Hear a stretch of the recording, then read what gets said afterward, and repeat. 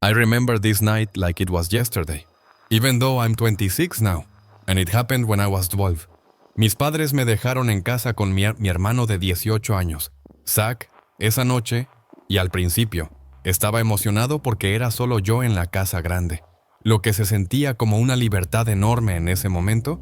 Zach me dijo que iba a salir unas horas con amigos e hizo que le prometiera no decirles a mamá y papá, y acepté porque confiaba en él y además, ¿por qué no querría el lugar para mí? Se metería en un lío enorme si mis padres se enteraban y él lo sabía. Al principio pensé que sería divertido estar solo, sobre todo en una noche de fin de semana. Terminé en la sala donde decidí ver una película de miedo a esa edad mientras estaba solo en casa. No fue la mejor idea, cosa que aprendí por las malas. Nunca antes había estado solo en casa tanto tiempo, especialmente de noche, y, sinceramente, a mitad de la película, empecé a asustarme. No del todo por la película en sí, sino por cómo sonaba la casa.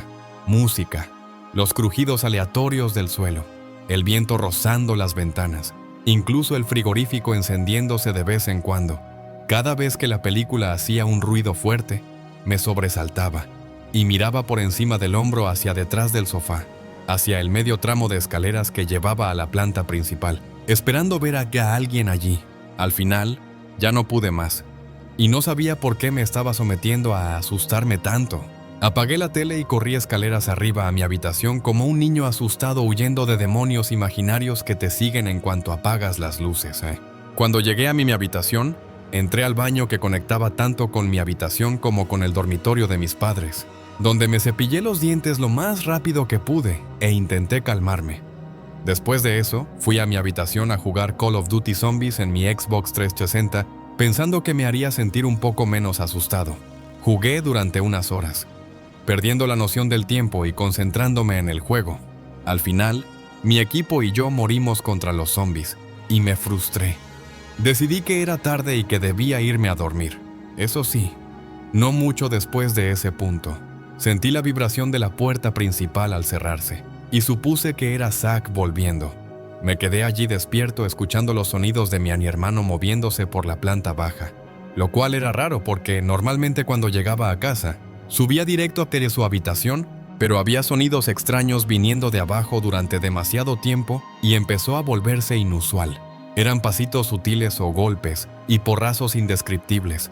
Sentí que el estómago se me revolvía un poco. Esa estúpida idea de ver esa película de miedo realmente me estaba afectando.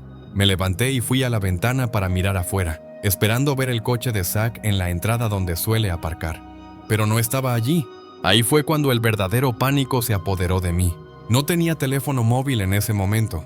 Solo tenía 12, así que no tenía forma de contactar a mis padres o a Zach sin salir del dormitorio e ir a uno de los teléfonos de la casa, lo cual se sentía imposible en ese instante. Caminé de puntillas en silencio hasta la puerta de mi habitación para confirmar que estaba cerrada con llave, sabiendo que la cerradura podía abrirse desde el otro lado con solo una uña. Sabía que si alguien quería entrar, podría hacerlo fácilmente. Miré alrededor y decidí que el único lugar seguro para esconderme era el pequeño armario empotrado en la pared de mi habitación. Me metí dentro, cerré la puerta con cuidado desde dentro e intenté calmarme mientras escuchaba. Fue en este punto cuando recuerdo vívidamente esperar que solo estuviera siendo demasiado paranoico y que en realidad sí fuera Zach. Tal vez aparcó al lado de la casa. Segundos después, oí a alguien forcejeando con la puerta intentando entrar. Y luego, momentos después, la puerta se abrió. La persona estaba dentro de mi habitación y no tenía idea de quién era o qué quería. Me quedé completamente quieto, escuchando pasos moviéndose por mi habitación, sintiendo las tablas crujir bajo el peso de alguien caminando y oyendo cosas siendo movidas y desplazadas. Cada segundo se sentía como una eternidad. Estaba aterrorizado de que la puerta del armario pudiera abrirse en cualquier segundo y yo pudiera estar muerto. Aún así rezaba para que fuera mi hermano, pero me quedé callado, apenas respirando y esperando que quien fuera se fuera. Podía oírlos arrastrando algo por el suelo en un momento, lo que me puso aún más nervioso. Sentí que habían pasado horas, aunque probablemente solo fueron minutos. Al final, oí pasos alejándose y yéndose de mi habitación.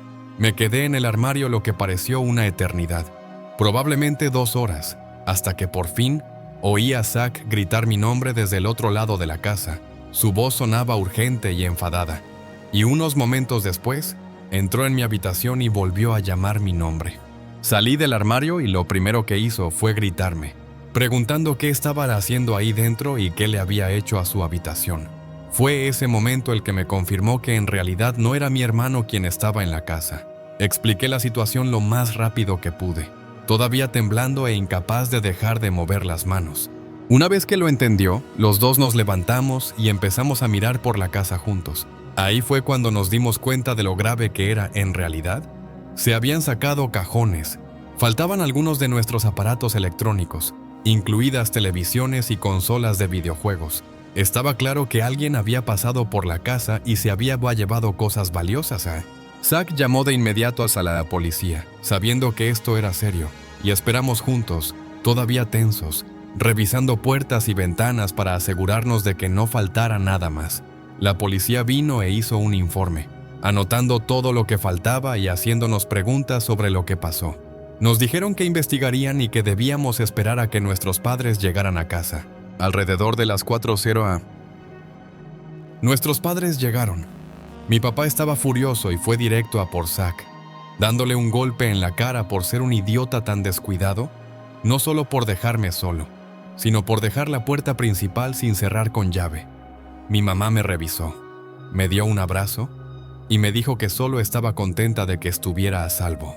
A partir de ese momento, Zack fue obligado a pagar un alquiler mensual para ir devolviendo poco a poco por todas las cosas que robaron y fue tratado con extrema cautela después de esa noche. Yo, por otro lado, no fui castigado en absoluto, solo estaba conmocionado, aterrorizado por lo que había pasado. Y toda la experiencia se quedó conmigo durante años. Cada vez que pensaba en ello, podía sentir el miedo otra vez, recordando esconderme en ese armario y oír a alguien caminar por mi habitación, sin saber si saldría vivo. Fue por mucho la experiencia más aterradora de mi vida, y se ha quedado conmigo incluso ahora. Cuando era solo un niño, ni siquiera en el jardín de infantes, vivía con mis abuelos.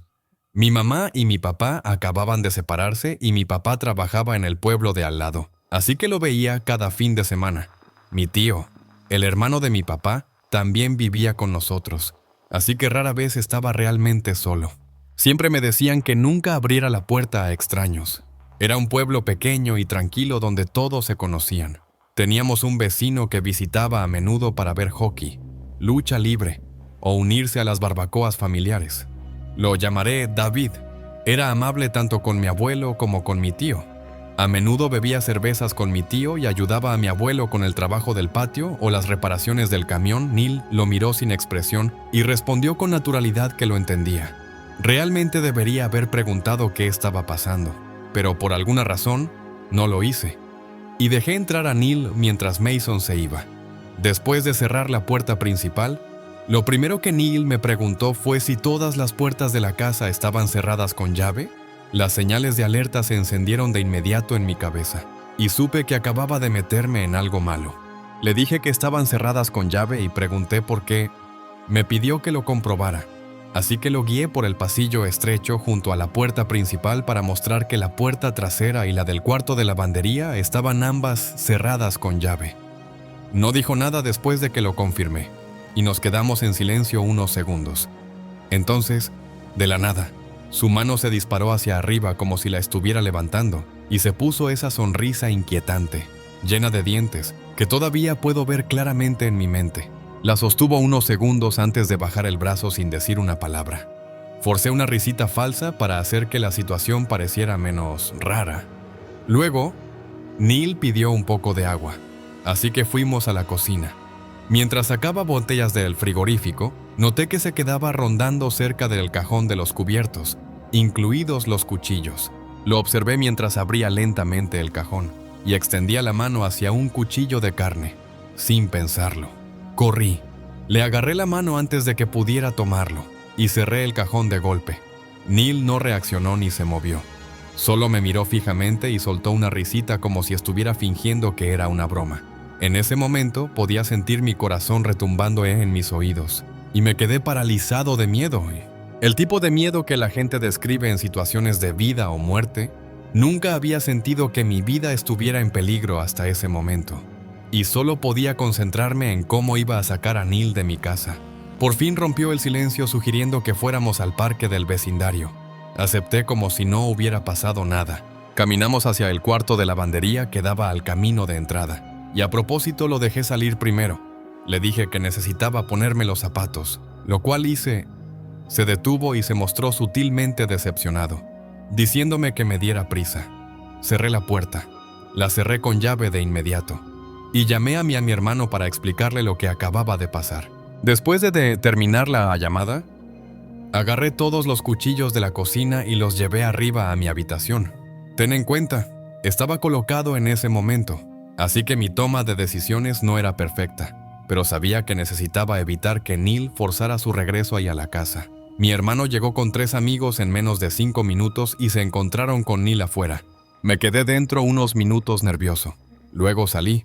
Mi hermano y sus amigos estaban hablando con Neil, que divagaba sobre que los entrenadores de baloncesto de la escuela estaban en los Illuminati y afirmaba que abusarían sexualmente de los chicos del equipo para hacerlos jugar mejor. Siguió diciendo tonterías durante unos minutos. Luego, decidimos llevarlo a su casa porque no había manera de que lo dejara quedarse bajo mi techo después de lo que había pasado. Uno de mis amigos finalmente llevó a Neil a su casa, aunque él insistía en que no podía ir porque creía que su papá iba a matarlo. Después de todo esto, llamé a Mason para preguntarle qué le había dicho Neil que lo hacía actuar de esa manera. Y Mason explicó que durante el viaje en coche, Neil había estado leyendo un manifiesto que afirmaba que necesitaba suicidarse o matar hasta a alguien más para evitar que su papá intentara matarlo. Mason entró en pánico y solo quería deshacerse de Neil, lo que explica por qué sonaba tan desesperado por dejarlo en mi casa antes. Después de oír esto, perdí la cabeza y le pregunté a Mason por qué simplemente dejaría a Neil en mi casa sin avisarme. Aunque sabía que parte de la culpa era mía por no preguntar antes, más tarde, se reveló que Neil había tomado drogas que no debía, lo que desencadenó episodios esquizofrénicos y le hizo oír voces. Aproximadamente un mes después, le conté la historia a mi mamá, y ella no estuvo encantada. Por decirlo suavemente, no hace falta decir que evité algo verdaderamente horrible esa noche por estar en alerta cuando Neil entró en la casa. Y todavía pienso en lo que podría haber pasado si no le hubiera prestado atención en la cocina. Yo tenía 10 años cuando esto pasó. Mi mamá había ido a Ney a hacer compras ese día y me preguntó si quería ir. Recuerdo haber armado un gran alboroto por no querer. Era una tarde cálida y soleada, y yo solo quería quedarme en casa y tirar al aro en la calle. Le dije que no pasaría nada malo y que solo se iría por un par de horas. Al final cedió y me dejó quedarme. En cuanto salió del camino de entrada, agarré el viejo balón de baloncesto del garaje y empecé a tirar en la calle donde teníamos un aro instalado. Estuve tirando un rato haciendo pequeños juegos conmigo mismo, fingiendo que iba perdiendo por 1 con un tiro sobre la bocina. Estaba sudando un poco por correr de un lado a otro, y en un momento me detuve para recuperar el aliento. Boté la pelota con pereza y miré alrededor del vecindario mientras recuperaba el aliento. Fue entonces cuando miré hacia la casa. En la ventana de arriba, alguien me estaba mirando hacia abajo. Al principio era solo una sombra detrás del cristal, como si alguien estuviera de pie apartado de la luz del sol. Me quedé mirando 1 o 2 segundos antes de que la forma se moviera ligeramente, y me di cuenta de que no era algún tipo de truco del sol. Había alguien ahí arriba en la ventana mirando hacia la calle. Se suponía que nadie de mi familia estaba en casa. Mi hermana estaba en la universidad, mi papá estaba en el trabajo, y mi mamá estaba al otro lado de la ciudad comprando. Solté el balón sin querer. La ventana era la habitación de mi hermana. Las persianas estaban medio abiertas, y la figura estaba justo detrás de ellas. Digo figura porque eso es todo lo que vi. Ningún rasgo distinguible. No sabía qué más hacer excepto correr adentro y ver quién estaba en casa. Corrí por el costado de la casa y atravesé la puerta del patio trasero. Entré de golpe y la cerré de un portazo detrás de mí. Grité hacia las escaleras preguntando quién estaba en casa. Mi voz se quebró cuando lo grité. Por un segundo, no escuché nada. Entonces una voz respondió desde arriba. Dijo: «Rad, sube, música». No era mi mamá, no era mi hermana, y no era mi papá. Era más grave que cualquiera de sus voces, pero no grave como un hombre adulto intentando sonar aterrador. Sonaba como alguien intentando sonar normal. No me acerqué a las escaleras. Corrí directo por la casa. Agarré el teléfono fijo de la encimera de la cocina y salí corriendo otra vez lo más rápido que pude. Llamé a mi mamá y le dije que alguien estaba en la casa, y al principio no me creyó. Me dijo que eso no era algo con lo que bromear, y dijo que ya casi terminaba de comprar. Pero yo empecé básicamente a llorar en el teléfono, diciéndole que no estaba bromeando, diciéndole que había oído a alguien decir mi nombre desde dentro. Y están en la ventana de arriba. Por fin me creyó cuando empecé a sollozar y a rogarle que volviera a casa. Dijo que se iba del supermercado ahora mismo. Después de que colgó, debió no haber llamado ahí a la policía porque un coche patrulla llegó al mismo tiempo que el coche de mi mamá entraba en el camino de entrada. Ella corrió hacia mí preguntando dónde vi a la persona. Señalé la ventana de arriba. La policía entró primero. Mi mamá lo siguió adentro después de 1 o 2 minutos. Yo esperé afuera. No quería volver a entrar allí. Durante 10 minutos, solo me quedé ahí parado mirando la ventana de arriba. Nadie volvió a aparecer en ella. Al final, uno de esos agentes salió y me dijo que era seguro entrar. Entré y señalé arriba, a la habitación donde vi al hombre. Revisaron los armarios, debajo de la cama, detrás de la cómoda. Incluso revisaron el ático. Revisaron cada habitación de la casa. No encontraron a nadie ni nada. Después de que la policía se fue, mi mamá volvió a actuar con dudas. Dijo que me creía, pero yo podía notar que no del todo. Dijo que si descubría que yo estaba jugando, me castigaría por asustarla y hacer perder el tiempo a la policía. Yo seguía diciéndole que no estaba mintiendo. Ella seguía diciendo que lo sabía, pero su voz decía otra cosa. Esa noche, me costó quedarme dormido. No dejaba de pensar en la voz y en esa sombra detrás de las persianas, pero al final me cansé lo suficiente como para dormirme. No sé qué hora era cuando me desperté. Todavía estaba oscuro afuera y al principio pensé que me había despertado por una pesadilla. Pero luego oí algo en mi habitación, lo bastante fuerte como para despertarme. Me incorporé en la cama. Mis ojos todavía se estaban adaptando a la oscuridad, pero podía ver los contornos de mi habitación. Podía ver mi cómoda, la puerta de mi armario entreabierta, mis estantes. Y al otro lado de la habitación, no muy lejos de mi cama, vi algo más. Una forma desconocida, una forma alta y oscura, completamente inmóvil. Por un segundo, pensé que me lo estaba imaginando, pero luego el más mínimo movimiento me hizo darme cuenta de lo que era.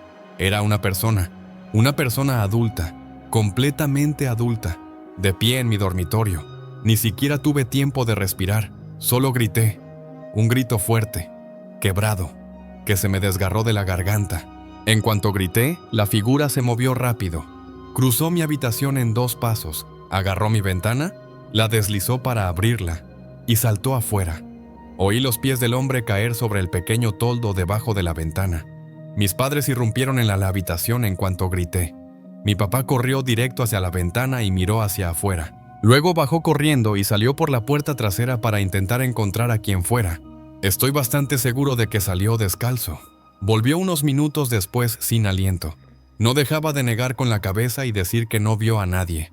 Llamaron a la policía otra vez, pero esa vez fue principalmente para presentar otro informe del incidente y para que los agentes revisaran la zona. No sabemos cuánto tiempo estuvo en la casa. Todo lo que sé es que estuvo dentro durante el día el tiempo suficiente para saber mi nombre y me estaba mirando desde la ventana de mi hermana y se quedó en la casa hasta que cayó la noche. O eso. O entraba y salía de la casa por la ventana de mi dormitorio trepando a ese toldo. De cualquier manera, estaba en mi habitación mientras yo dormía, de pie ahí en la oscuridad. ¿Quién sabe qué más hizo mientras estuvo en la casa? Esa es la parte más aterradora.